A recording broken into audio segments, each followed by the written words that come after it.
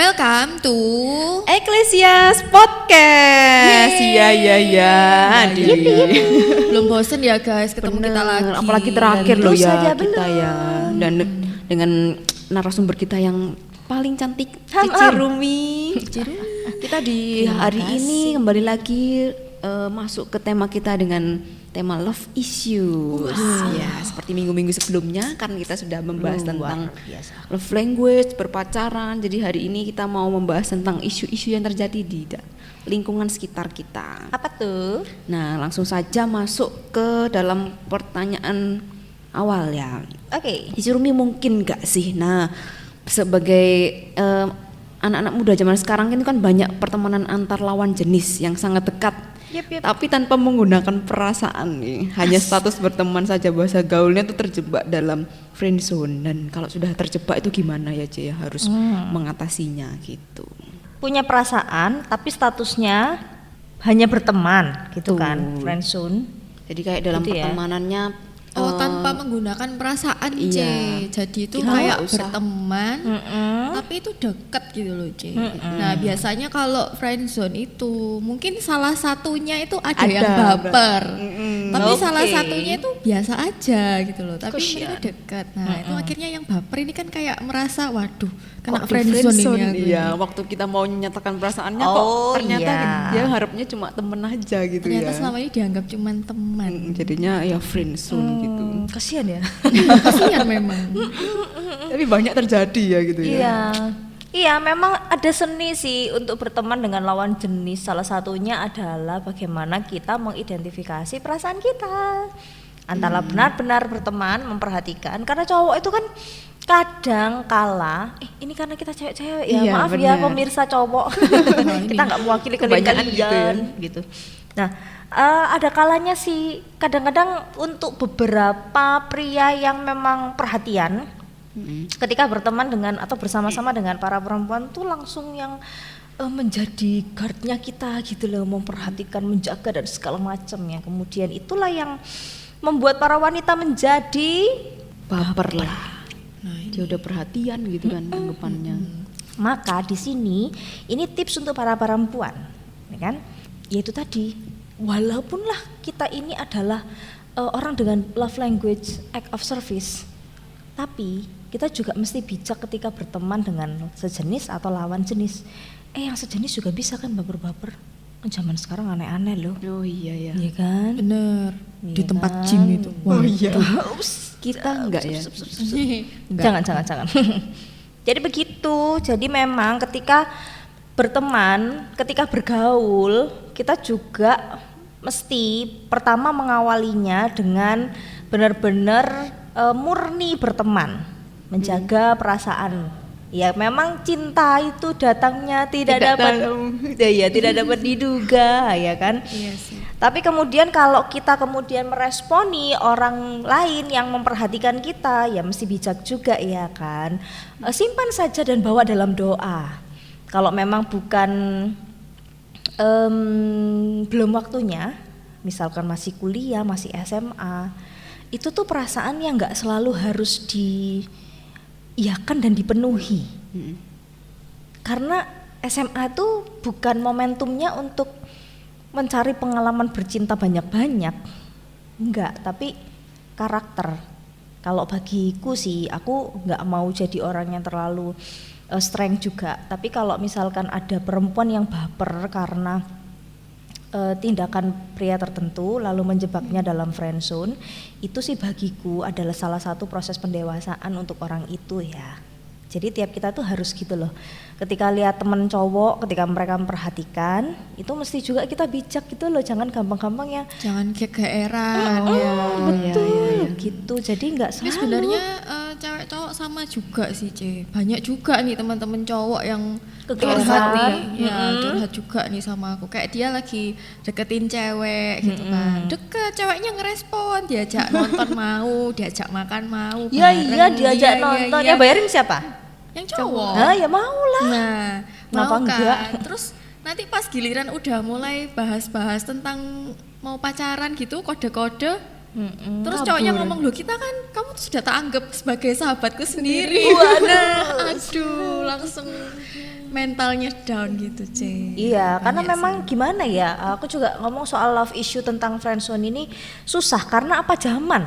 Iya. Kalau zaman dulu tuh nggak ada kayak gitu, kayaknya kita kalau masih cinta-cintaan kayaknya malu-malu ya kan. Kalau sekarang nggak cinta-cinta ya pergi bareng tuh heran juga itu. Tapi ya zamannya gitu sih, makanya di tengah zaman yang makin menjebak ini, kita anak-anak Tuhan juga nggak makin gampang loh bergaul. Kita juga makin yang harus ya itu tadi harus apa sih? Dilihat betul, lebih bijak, lebih cerdas lagi menyikapi. Nah itu kan, jadi kita pinter tuh nggak cuman intellectual quotient-nya aja yang dibangun, tapi emotional quotient-nya juga harus dibangun, kecerdasan emosinya masih dibangun gitu loh. Nggak selalu yang hal-hal begitu kita lihat sebagai bentuk perhatian ke kita. Yang susah nih adalah kalau para perempuan ini atau pria ini ketika dia masa tumbuh kembangnya nggak dapet cinta kasih dari papa mamanya. Contoh anak cowok, mama papanya udah pisah, ya kan, dia nggak dapet cinta kasih dari mamanya yang cukup, pasti gedenya cari sosok perempuan. Oh iya betul. Ya kan, karena itu kan kayak kebutuhan dicintai itu tadi loh. Sama anak-anak perempuan. Ketika broken home, dia ikut mamanya, gak dapet cinta dari papanya, ya pasti dia cari. Nah mereka-mereka yang terjebak dengan friendzone itu bisa jadi salah satu aspeknya yaitu tadi ada cup of love-nya yang masih kosong. Dan nyarinya ke Gampang orang-orang dimasukin. banyak juga ya Ji ya. Jadi kadang kan akhirnya iya betul. dikira cuma kita sendiri yang digituin, ternyata banyak yang ternyata digituin juga. semua digituin gitu. Jadi memang harus bijak sih, dalam artian bukan juga terus kemudian kita ngajarin para perempuan jadi nggak peka gitu ya terhadap perhatian pria-pria tertentu. Tapi kalau itu dalam masa-masa umur 18, 19, 20 itu bukan yang prioritas lah kira-kira gitu. Jadi kalau ketika santai aja guys, berteman yang banyak dulu ya. Gitu. Kalau zaman-zaman Pengalaman nih. Zaman-zamanku, tapi bukan baby boomers bukan zaman baby boomers ya, maaf ya, bukan. Kita ini apa sih? Cuman Kita baby aja kayaknya. baby aja. Cuman kalau zaman-zamanku waktu masih SMA tuh yang jalan berdua aja misalnya kemana gitu nonton bioskop tuh masih kita yang di sekolah tuh cie pasti gitu kan. Iya. Tapi zaman sekarang nih aneh ya kan, nggak ada apa-apa juga pergi-pergi aja Udah berdua. biasa kayak friends Biasa. banget gitu ya. Jadi memang zaman ini menjebak kita dalam friendzone. Lah yang mau dijebak ya silakan, yang nggak mau ya bijak lah. Pergilah rame-rame. Oh ya, betul. Gitu caranya. Betul. Nah gitu. ini C, ada istilah itu PHP. Nah ini kan Nah. tipis-tipis juga ya sama yang friendzone ya, pemberi harapan Kadang palsu. ini cewek ya mesti ya. Kebanyakan cewek biasanya Iya. diprotes PHP. Nah, sebenarnya apa sih indikator seseorang bisa dibilang PHP? Nah kalau nggak sengaja PHP gimana? Iya, kayaknya kita nggak kerasa kalau PHP-in orang ternyata Iya, dibilang aku pemberi memang baik ke harapan. semua orang. Iya, aku ya bener. memang kayak gini. Gitu. Nah, Kalau nggak sengaja. mirip-mirip ya sama friendzone sebenarnya. sih. Kalau nggak sengaja PHP itu namanya pura-pura aja, nggak mungkin. Gak mungkin nggak sengaja aja ya. Oke, jadi PHP pemberi harapan palsu. Pemberi harapan palsu itu artinya kan ada janji-janji yang dia omong, yang kemudian ternyata nggak ditepatin, ya kan? Contohnya ini apa nih? Cuma kamu satu-satunya yang bisa menghiburku. Wah, Ya, iya. padahal kemudian message itu di forward ke 3 cewek bersamaan. Oh benar-benar, ini spek buaya ini. Buaya tulen. Iya, rasanya menjiwai ya para gadis hari ini. Ya, bondingnya bagus banget ini temanya Buaya hari cewek ini. loh. Perkenalkan Ya. saya buaya cewek. Aku roti buaya. Roti buaya panjang, Iya, kenyang. panjang. Si PHP ini indikatornya yaitu tadi mengatakan sesuatu yang tidak sesuai dengan kenyataannya. Harusnya kalau soal kayak gitu itu orang yang nggak menepati janji itu udah kelihatan potensi-potensi ke arah PHP-nya. Jadi kalau misalkan dia nanti kita kesini ya, aku nanti datang ke rumahmu, nanti kita kesini dan semua itu nggak Kayak terjadi. kenal ini siapa yang suka PHP ya? Ups, Nggak mesti lawan jenis ya, Bukan kan? pacaran sih, teman juga bisa PHP loh guys. Aku nggak tahu ya, nggak pernah diceritain ya Melisa sebelumnya loh. Kok jadi Melisa ya? Namanya. Mungkin yang di sana itu. Kok gitu sih? Gitu. Jadi si pemberi harapan palsu ini nggak suka berkomitmen. nggak suka pegang janji. Benar-benar. Ya enggak sih. Maka orang-orang yang seperti ini sebenarnya pengen deket aja, tapi nggak kepengen punya tanggung jawab gitu loh. Jadi itu alasan mau nggak ngangkat teleponku. Jadi Lopet. apakah sesi ini harus kita gunakan untuk penyelesaian Jadi aku ya. gitu. Terus kemudian dia terlalu nyaman jadi temen aja, karena apa? Ketika temen aja secara emosional kebutuhan dia terpenuhi Tanggung jawab kok. banget gitu kan Ice ya. Jadi apa boleh ya jadi PHP? Tuhan aja dibilang tidak lalai menepati Janjinya. Nah, jadi Tuhan nggak ngajarin kita tuh jadi PHP. Jangan jadi PHP ya guys. Kalau tidak berani menepati jangan janji kalau gitu ya Ce ya. Ya, jangan janji. Kalau janji harus berusaha untuk menepatinya. Jadi kita ini diminta untuk menjadi orang yang berintegritas. Wow. In all season ya dalam hidup kita. Jadi mau kalau integritas itu kan biasanya diomong kalau orang-orang dalam situasi pekerjaan. Ya. Tapi sebenarnya enggak, melayani Tuhan juga harus berintegritas, di sama keluarga juga berintegritas, sama temen juga harus berintegritas. Integritas itu kan salah satu karakter hidup kita, nggak bisa dibedakan season apa nggak bisa. In all season. Jadi kalau misalnya nggak sengaja PHP-in orang, kalau Sorry loh ya. Bukannya maksud mau gak janji. insaf lah. Kalau nggak sengaja. Tapi ya kadang-kadang orang yang suka PHP ini tuh ya itu tadi, karena orang yang dia tidak terlatih dalam hidupnya untuk ya itu tadi memegang janjinya. Jadi memang kalau nggak sengaja, nggak ada sih kata nggak sengaja ketika dia kemudian ditegur orang lain, kamu kok tukang PHP sih? Mestinya dia orang harus evaluasi diri. Kerasa kali ya harusnya. Dan Gimana itu harus biar nggak disebut kayak gitu terus gitu ya Ce. Dan para korban PHPers itu pertama solusinya jangan pernah belajar untuk menjadi orang yang playing victim. Jadi gituin balik gitu ya. Oh, playing gara-gara dia ini aku begini, aku baper juga karena dia sih kasih perhatian. Ya sering gitu sih ya. Mau cewek mau Korban ini cowok kita. mesti merasa diri sebagai korban. Nggak ada, karena apa? Ketika kamu memutuskan untuk baper akhirnya, ya itu kan konsekuensi di dirimu sendiri, ya toh. Gitu. Jadi ya itu pendewasaan lah. Kalau misal ya cewek ketika diperhatikan nggak mungkin nggak kena gitu loh hatinya. Kita kan para perempuan tuh soft ya, kaum laki-laki Tender. Ecclesian Kayak Podcast ya. Para perempuan tuh soft sekali hatinya. Tapi ini juga merupakan salah satu bentuk didikan Tuhan untuk kita yang soft itu. Jangan hanya tulus seperti merpati, tapi cerdik seperti ular. Bijaksana. Firman Tuhan itu masuk juga in all season hidup kita ya kan, keren. Tapi kadang-kadang ada yang cewek juga loh, jadi kan karena dia pengen diperhatikan cowok-cowok, dia nggak ngerasa itu sebagai suatu PHP, cuma pengen aja disebut apa, ditarik sama cowok-cowok, kamu nih cantik. Kayaknya aku tahu deh. Kayak gitu-gitu loh Ce. Jadi Iya sih, cuman ya memang orang-orang seperti itu akan ada di sekeliling kita ya, dan maksudnya kita mau menghentikan dia untuk tidak bersikap seperti itu, dia juga pasti punya sejarah hidupnya yang membuat dia begitu. Mungkin dia juga diperlakukan orang tuanya begitu. Ya gimana lah, karena kita hidup di dalam zaman yang udah rusak karena dosa. Jadi hal-hal begitu dia tidak merasa dia menyakiti orang lain, padahal dia menyakiti orang lain. Ketika dia mem-PHP orang, dia seakan-akan menjadikan orang tuh satu-satu dalam hidupnya, tapi ternyata enggak, dia mengecewakan orang lain. Tapi karena dalam kehidupannya mungkin dia sudah sering kali dikecewakan, dia nggak merasa itu mengecewakan gitu loh. Baik-baik aja. Bisa jadi ya kayak gitu juga aja. Jadi memang orang-orang itu kenapa sih ditempatkan di sekitaran kita? Pertama karena dunia kita memang udah dunia yang udah tertoksik kan. Jadi kita mesti harus pinter-pinter, ini racun, ini booster, atau gimana, mana yang kita pilih, kita harus bijak gitu loh, nggak boleh sembrono dalam hidup yang zaman sekarang ini. Yang kedua, Alkitab katakan besi menajamkan besi, manusia menajamkan sesamanya. Nah itu dipakai oleh Tuhan untuk menjadi alat buat membangun karakter kita yang lebih kuat. Mungkin ketika kita di PHP-in malu kan, ternyata aku tidak ubahnya sebutir debu di hadapan mata dia ternyata yang di PHP-in gitu. Tapi kemudian itu membentuk kita jadi teguh kan. Kadang-kadang orang tuh mesti kapok dulu gitu loh. Cewek tuh mesti kapok dulu gitu loh biar tahu kalau misalkan itu kesalahan supaya gak gampang dan berkali-kali ya mesti kapok lagi kayak gitu baru bisa. Cuma sekali berarti.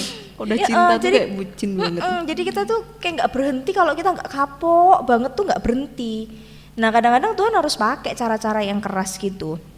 Makanya kalau dikasih Tuhan soft lesson harus ikutin lah. Kalau hard lesson pasti ya itu tadi loh, memalukan, menyakitkan dan segala macam Tuhan pakai untuk mengubah karakter kita menjadi lebih baik gitu sih. Nah itu terjadi kan sama Yusuf ketika dia jadi anak kesayangan bapaknya, lalu kemudian tiba-tiba aja kakaknya nggak senang sama dia. Ya, terus kemudian dia mengalami udah dijadiin budak, difitnah sama istri Potifar, terus kemudian masuk penjara, di penjara dilupain temennya lagi, habis dia nolong temennya keluar penjara lupa lagi sama dia kan. Terus sampai kemudian akhirnya Tuhan mengangkat dia jadi orang hebat di Mesir. Tapi dia lihat semuanya itu, dia nggak lihat dengan negatif, dia nggak playing victim, tapi dia bilang manusia reka-rekakan yang jahat, tapi Tuhan reka-rekakan yang baik.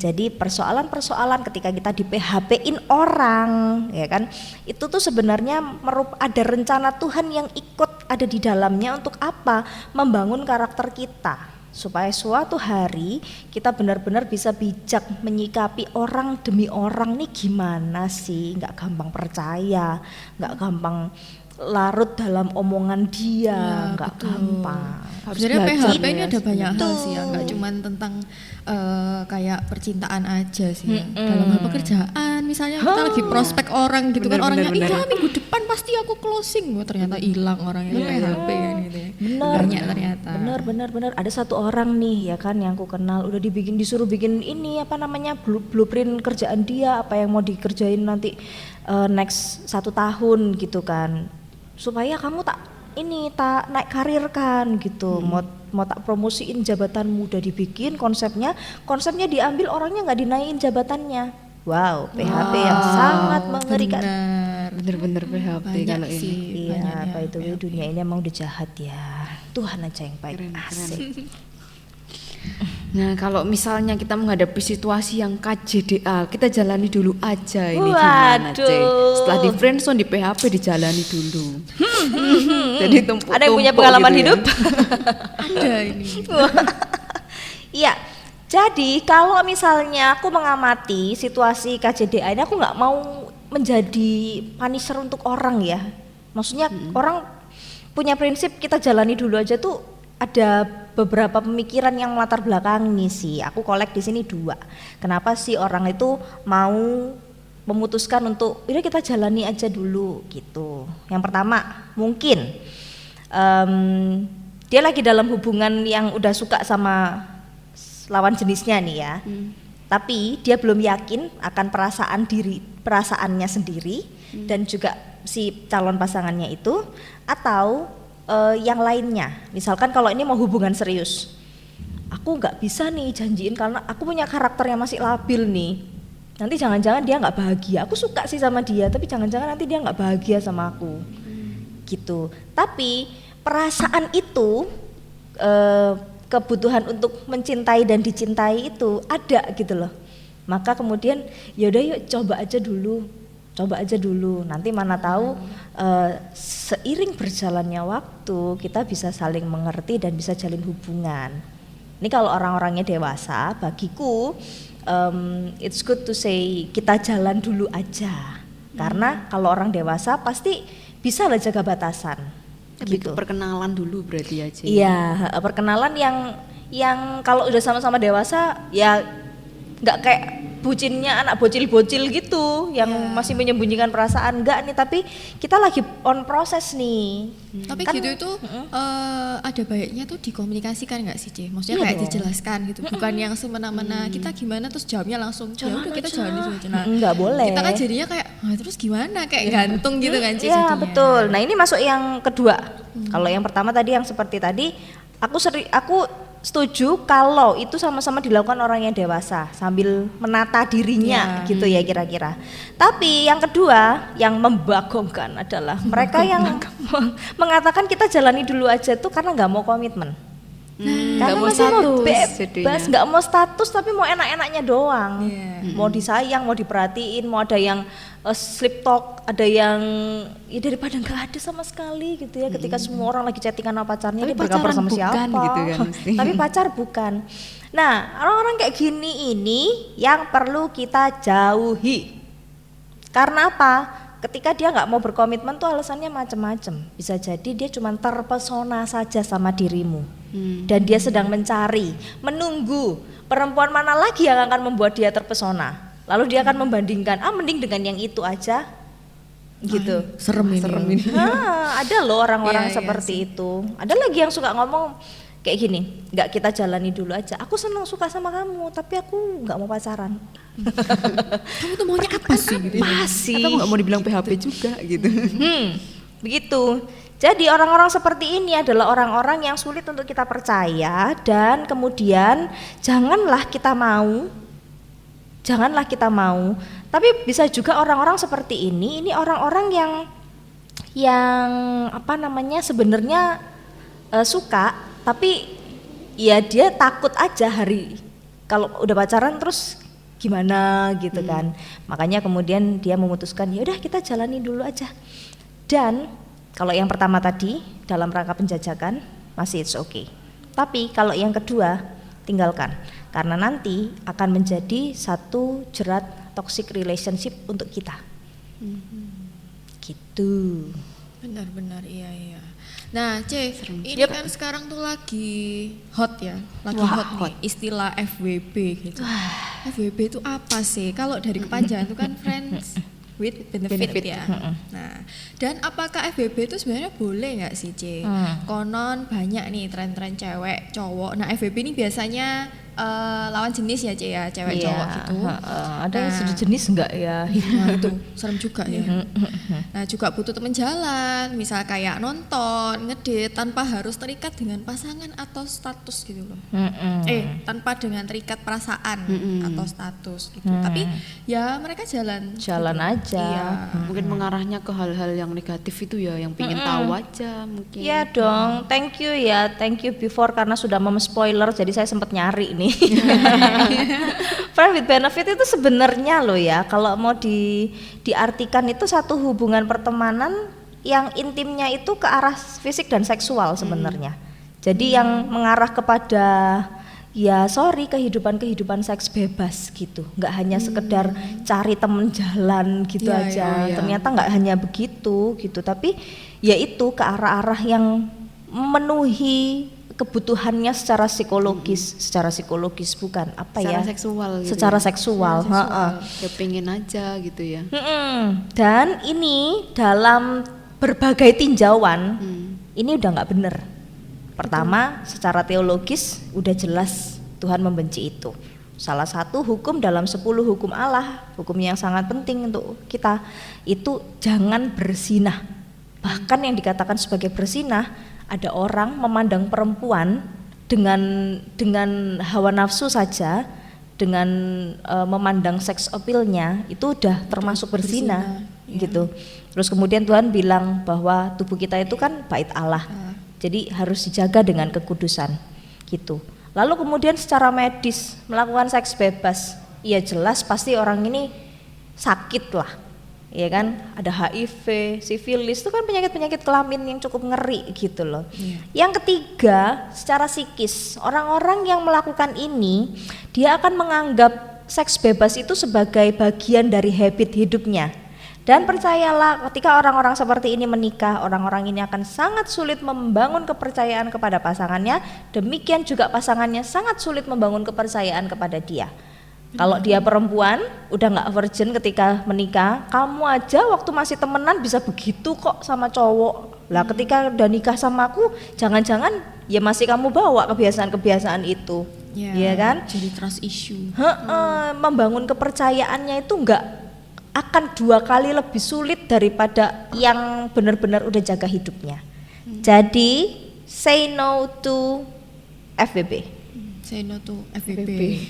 Tapi gimana ya cara mengatasinya, kan kadang kan dalam umur-umur segini gitu kan hal-hal seperti itu tuh kayak sesuatu hal yang kita pengen tahu atau sesuatu hal yang kita butuhkan kayak gitu loh. Tapi kadang juga ada sih yang memaknai, mungkin kalau misalnya kita kayak lihat secara internet gitu ya kan, FWB kan memang cenderung ke arah seks selalu kayak gitu. Cuman ada juga yang mereka nggak ke arah sana, tapi lebih ke kayak untuk temen. Ya temen untuk bareng jalan nonton bareng, daripada makan bareng kayak seolah kayak pacaran, tapi mereka nggak terikat bener. perasaan. Dan Daripada itu aku memang dengan kayak orang yang salah gitu Ya, kan. itu kan sama kayak friendzone tadi, kita Iya jalanin sih. dulu aja, Ya, ya mirip-mirip balik ya, lagi berarti ke sana. Ya pada akhirnya aku nggak mau bilang itu boleh mbak sama enggaknya ya, tapi lebih kepada keputusanmu mempengaruhi kepada dampak selanjutnya. selanjutnya.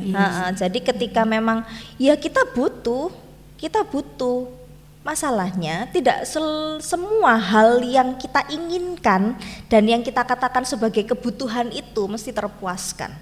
Betul. Ya kan? Justru itu Dalam tantangan sekali. anak Tuhan. Iya, Ketika kita bisa, yang ketika semua orang harus kemana-mana, ya kali nonton bioskop sama teman, pacar dong sekali-sekali. Maka kemudian ada yang menjelma menjadi pacar-pacar palsu kayak gini. Bukan siluman. Ternyata bukan cuma nabi yang palsu, pacar bisa palsu. Ya kalau misalkan kayak gini terus kita maunya ya seperti itu, tentang kondisi yang nggak realistis, itu kan kondisi yang nggak realistis ya, imajiner untuk kita gitu loh ya.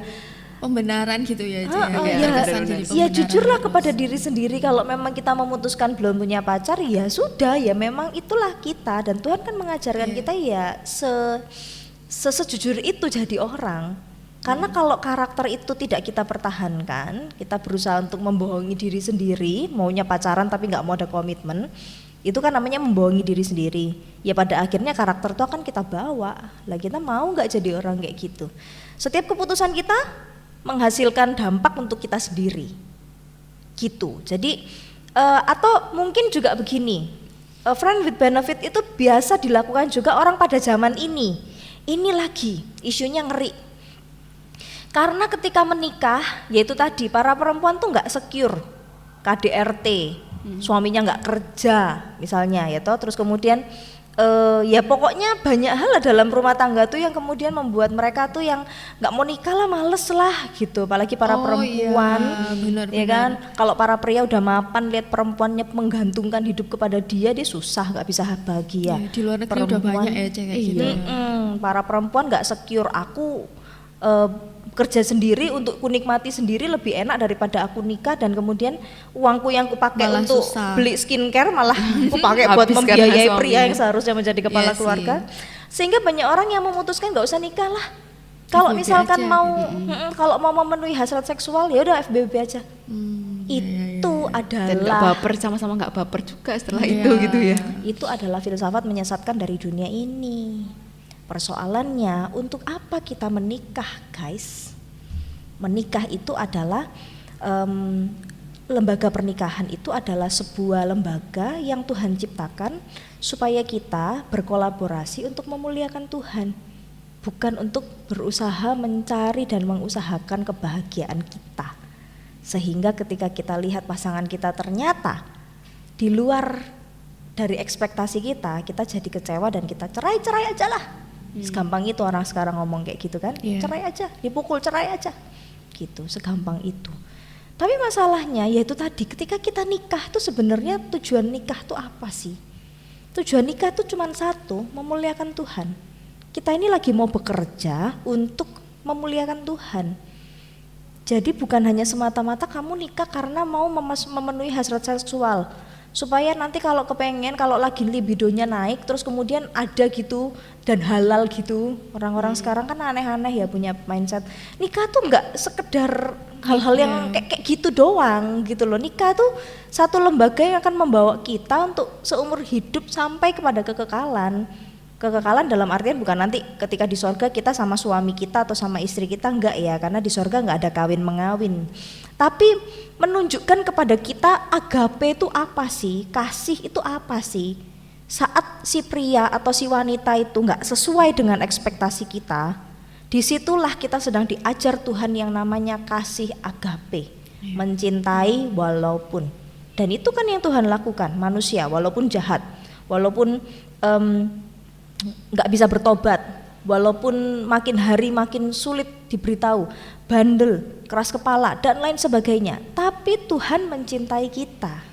Itu loh, itu kan gitu. Jadi menikah kan begitu. Jadi nggak hanya sekedar pokoknya kebutuhan seksualku terpuaskan, pokoknya kebutuhan psikologisku, emosionalku, sosialku dilihat orang terpuaskan. Nggak hanya itu, hidup tuh nggak hanya tentang itu, tapi tentang bagaimana kita memuliakan Tuhan dan tentang bagaimana kita membangun karakter kita sesuai dengan karakter Kristus. Soal permasalahannya tuh nggak cuma itu setelah menikah ya itu ya. Betul. Kadang fokusnya tentang hal seksual saja, padahal nggak mesti kayak gitu. Nggak mesti tentang itu. Itu salah satu dan cukup penting juga, tapi bukan satu-satunya. Ada satu perkara yang jauh lebih prioritas daripada sekedar itu.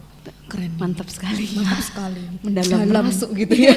Merasuk. Iya, jawaban yang tidak terpikirkan, tidak harus dipenuhi. Terus kenapa C kalau misalnya pacaran atau menikah dengan beda agama itu banyak ditentang?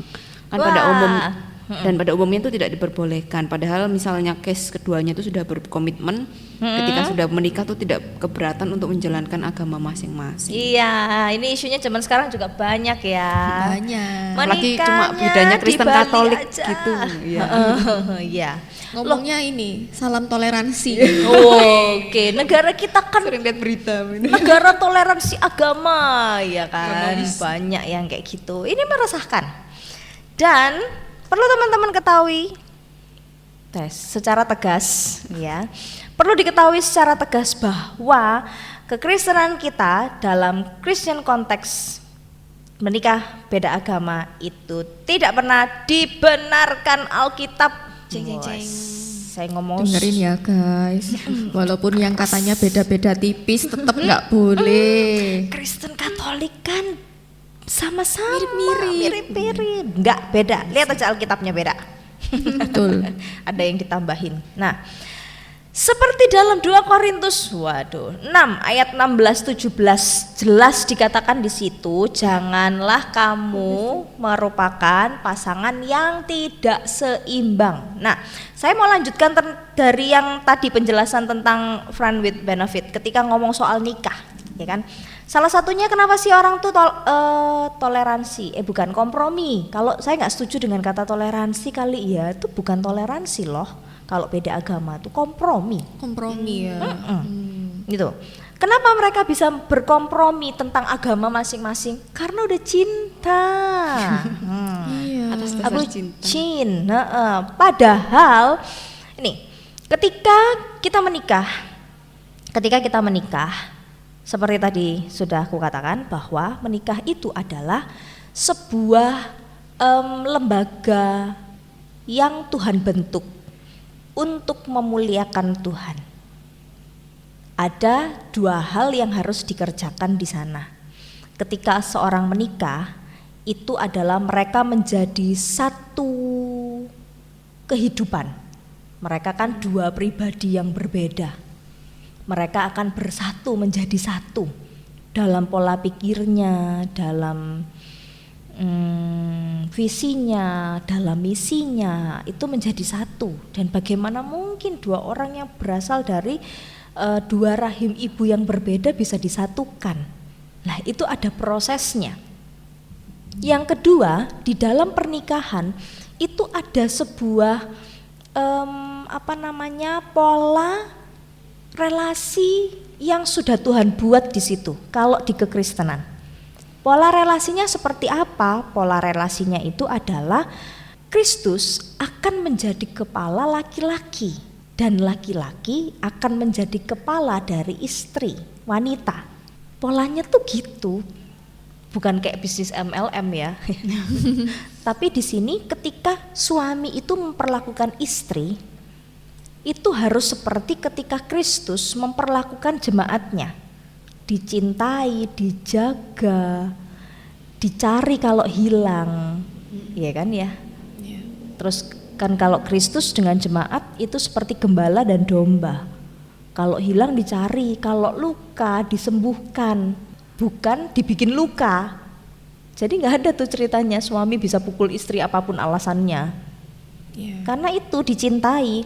Lalu istri tidak juga disuruh menghormati suami karena suaminya kaya, bekerja, produktif. Nanti kalau sudah pensiun, menu makanannya dikurangi. Gajimu kan sudah turun, sudah pensiun gitu. Nggak begitu. Tapi suami itu istri tetap tunduk kepada suami seperti jemaat kepada Allah. Jadi bentuk penghormatannya istri kepada suami bukan karena suami ada apanya, tapi apa adanya gitu. Nah, ketika orang tuh beda agama menikah, konsep ini kan nggak ada. Karena beda. Karena beda. Jadi ketika orang menikah berbeda agama, dia mungkin secara need-nya terpenuhi. Dia mencintai, aku gak bisa mencintai orang lain selain dia, gitu kan. Udah jodohku. Sempat pengalaman seperti itu. Ternyata juga dipisahkan gitu. Nah, akhirnya kan Tuhan menyayangi kita. Gitu. Nah, sehingga kalau misalkan ada orang yang memaksakan ini, ya dia sedang memprioritaskan kebutuhan dia yang harus dipenuhi. Tapi dia nggak paham bahwa dia dipanggil untuk menikah itu untuk memuliakan Tuhan. Nah itu yang anak-anak muda mesti ngerti gitu loh. Ketika kita menikah itu bukan karena aku udah 25, wah aku udah 30, wah aku udah umurku udah ini. Bukan masalah itu. Menikah adalah masa-masa di mana kita memuliakan Tuhan dengan jalan berkeluarga. Untuk apa menikah ketika kita justru menjadi lebih jauh dari Tuhan? Untuk apa?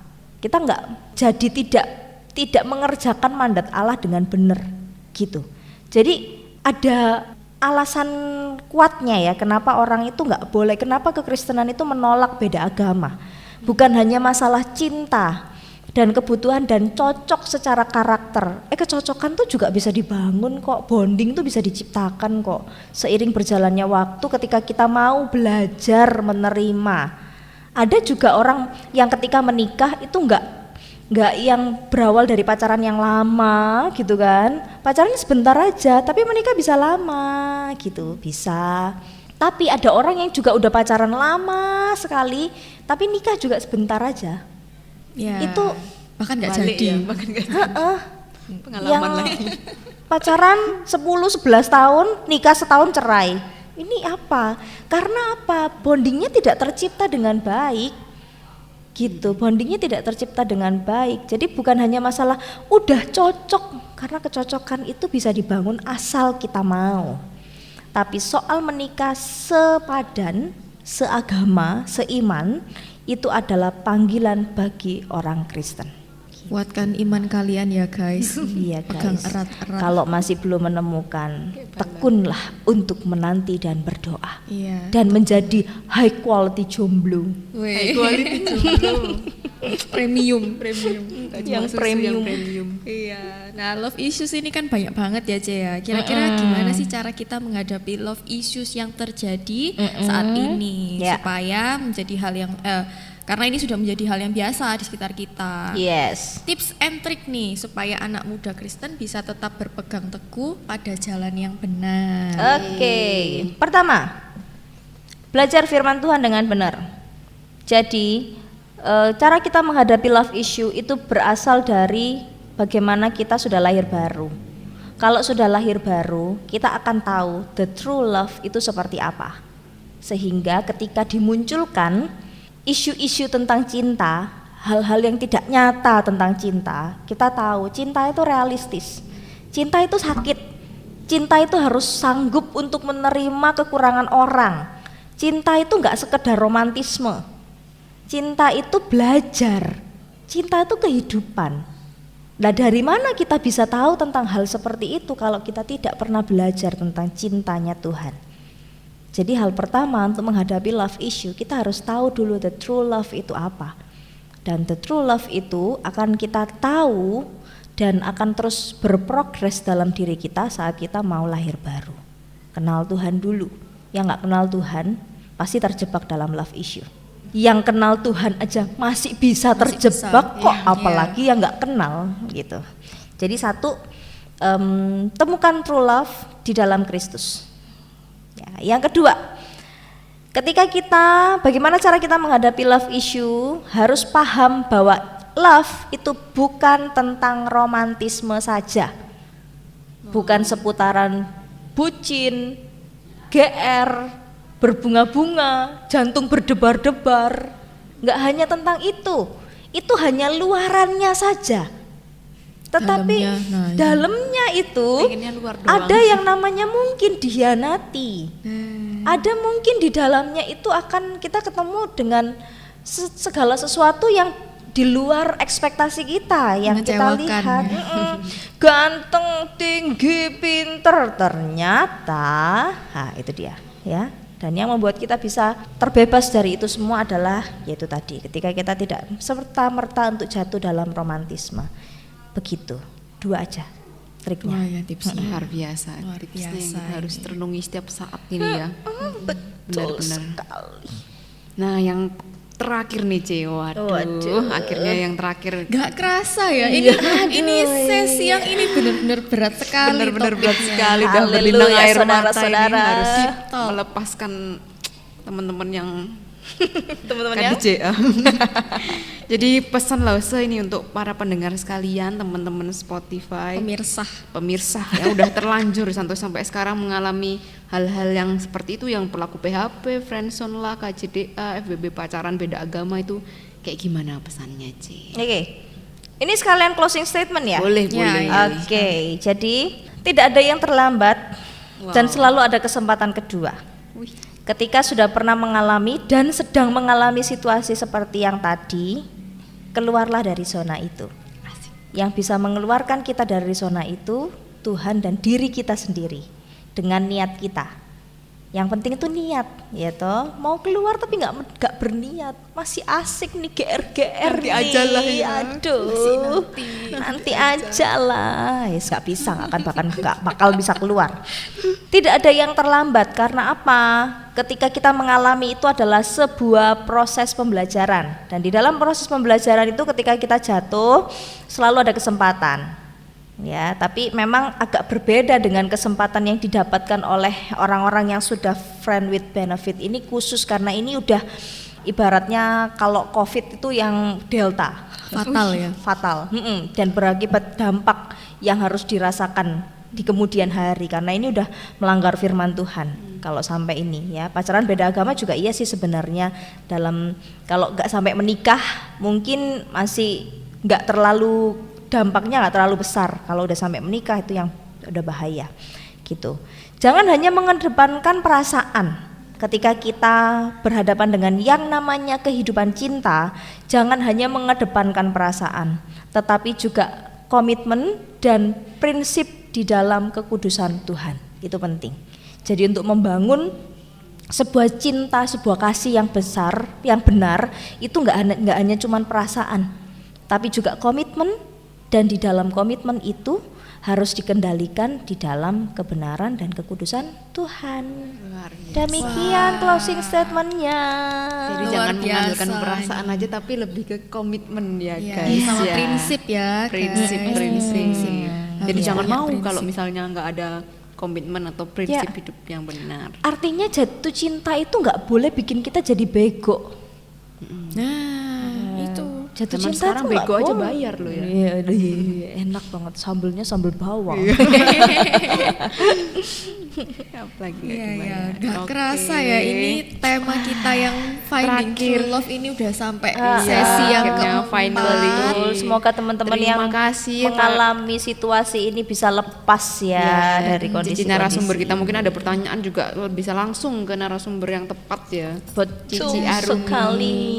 Ya, thank you buat pemirsa eksklusif podcast Eklesia ini ya. Terima Generasi baby kasih. boomers banget ya pemirsa, kawan-kawan. Pemirsa ini udah mendengarkan podcast kita sampai sesi yang keempat. Jangan lupa terus dengerin podcast Eklesia ya. Karena minggu depan kita juga ada hot topik. Wow. Very hot katanya. Very hot sih katanya, ini di spill ya. Nanti spill temanya nanti ya minggu depan. Yang pasti hot dan on trend. On trend. On Dan trend. tentu narasumbernya juga on trend dan hebat-hebat ya. Iya. Jangan lupa like, subscribe. And Wih. comment, And press the comment. bell.